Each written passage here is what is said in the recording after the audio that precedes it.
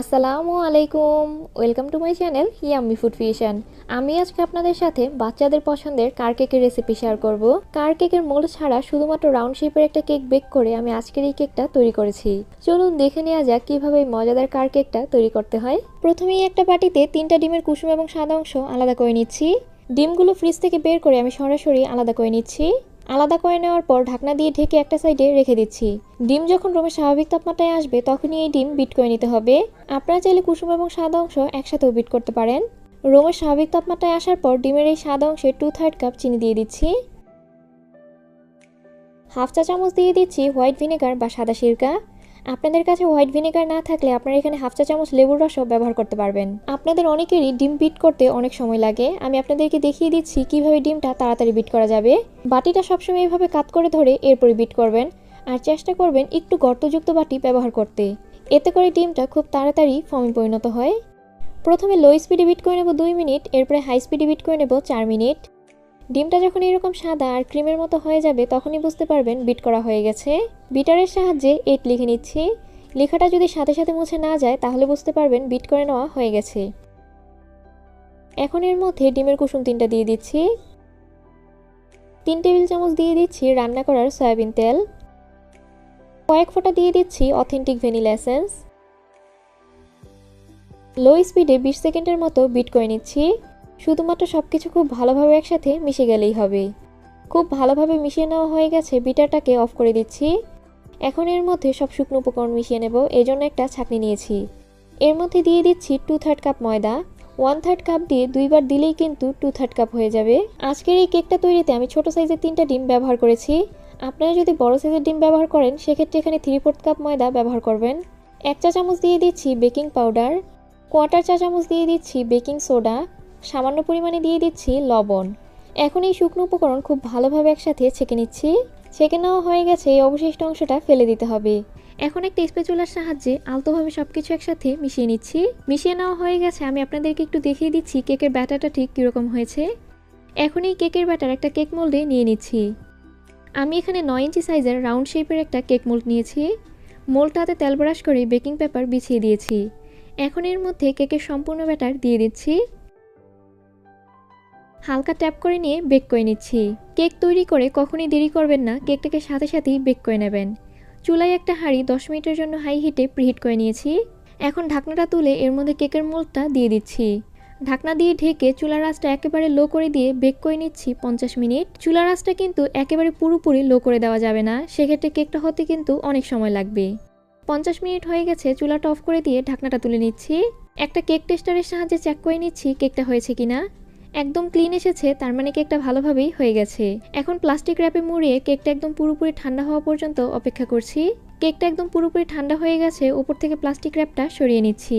আমি এখন আপনাদেরকে মেপে দেখিয়ে দিচ্ছি কেকটা কতটুকু হয়েছে। কিচেন স্কেলের উপরে একটা কেক বোর্ড নিয়েছি। বোর্ডের ওজনটা আমি প্রথমেই মাইনাস করে নিয়েছি।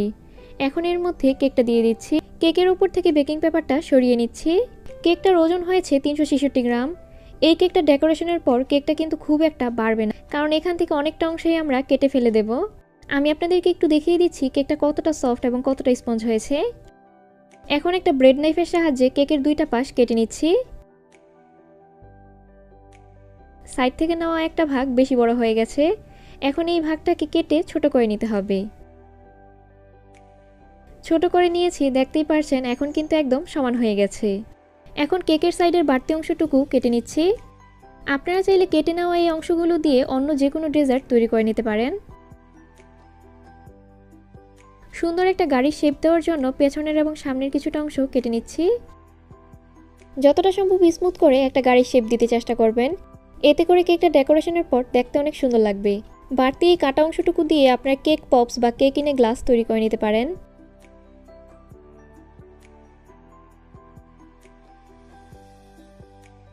এখন এই কেকের সবগুলো পার্ট 3টা ভাগে ভাগ করে নিচ্ছি।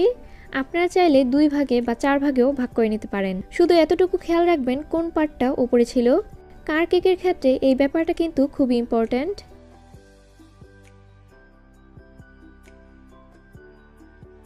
ডেকোরেশনের আগে কেকের নিচে কিছু কাগজ দিয়ে নিয়েছি, এতে করে কেক বোর্ডটা একদম ক্লিন থাকবে।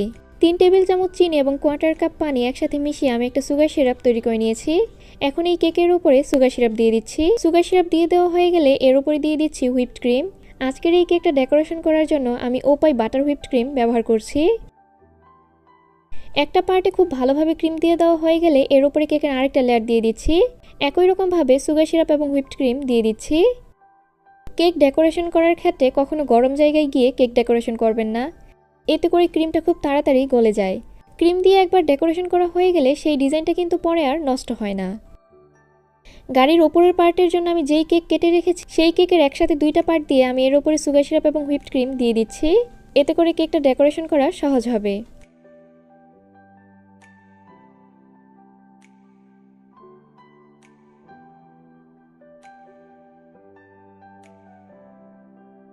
এখন এই কেকের ওপর এবং চারপাশ অল্প পরিমাণে ক্রিম দিয়ে খুব ভালোভাবে কভার করে নিচ্ছি।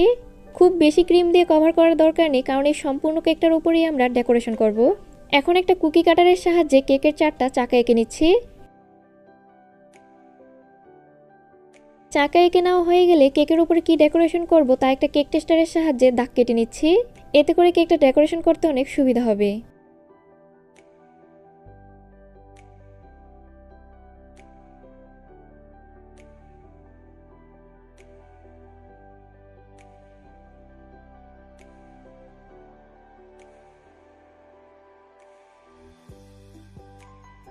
ছোট সাইজের একটা স্টার নজলের সাহায্যে কেকের উপরে ডেকোরেশন করে নিচ্ছি।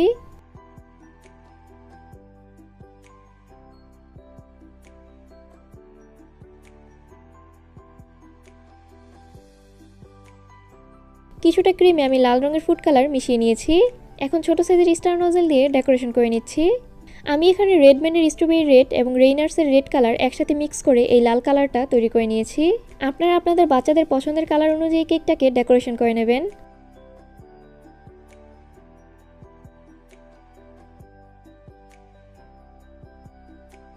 কিছুটা ক্রিমে আমি চকলেট ব্রাউন কালার এবং কোকো পাউডার মিক্স করে নিয়েছি। এখন একটা পাইপিং ব্যাগের সাহায্যে কেকের চারপাশে দাগ কেটে নিচ্ছি।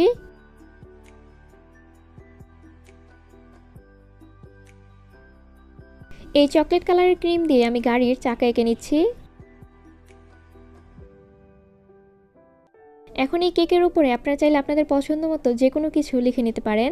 আমি এই কেকটা যে বাবুর জন্মদিনে তৈরি করছি সেই বাবুটার 3 বছর বয়স হয়েছে, এই জন্য আমি কেকের উপরে 3 লিখে নিচ্ছি। কিছুটা ক্রিমে আমি সবুজ রঙের ফুড কালার মিশিয়ে নিয়েছি। এখন পাইপিং ব্যাগের সাহায্যে গাড়ির নিচে ঘাসের মতো দিয়ে নিচ্ছি। আমি এখন আপনাদেরকে মেপে দেখিয়ে দিচ্ছি কেকটা কতটুকু হয়েছে। বোর্ডটা সহ কেকটার ওজন হয়েছে 643 গ্রাম। বোর্ডের ওজন বাদ দিলে কেকটার ওজন হবে 600 গ্রাম। কেকটা 1.5 পাউন্ডের চাইতে অনেকটা কম রয়েছে। আমি কিন্তু আপনাদের প্রথমেই বলেছি এই কেকটার কিন্তু খুব বেশি ওজন হয় না। আজকের এই কেকটা আমি এক বাবুর জন্মদিনে গিফট করেছি, এজন্য আপনাদেরকে কেটে দেখাতে পারলাম না। আমার আজকের এই কার কেকের রেসিপি আপনাদের কাছে কেমন লেগেছে অবশ্যই আমাকে কমেন্ট করে জানাবেন। আমি কিন্তু সবসময় আপনাদের কমেন্টের অপেক্ষায় থাকি। আর ভালো লেগে থাকলে প্লিজ আমার চ্যানেলটা সাবস্ক্রাইব করবেন। আর যারা সাবস্ক্রাইব করেছেন তাদেরকে অসংখ্য ধন্যবাদ। সবাই অনেক বেশি ভালো থাকবেন, সবাই সবার জন্য দোয়া করবেন। আল্লাহ হাফেজ।